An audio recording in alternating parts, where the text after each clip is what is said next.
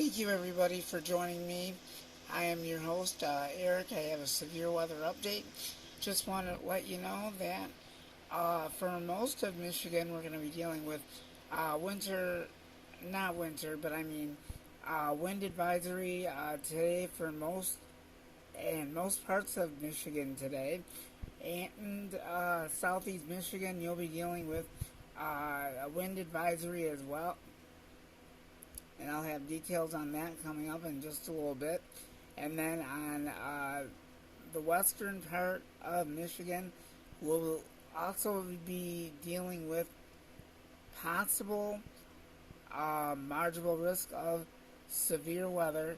Please stay tuned for that, and I will have updates on that, whether or not if severe weather is going to be intimate in western Michigan. I'll keep you posted on that. And I will be back in a little bit with more updates on this wind advisory for most of Michigan. Stay tuned for more. And western Michigan has the possibility of seeing thunderstorms today. Stay tuned. A lot of action that will be happening. So we'll be back with more.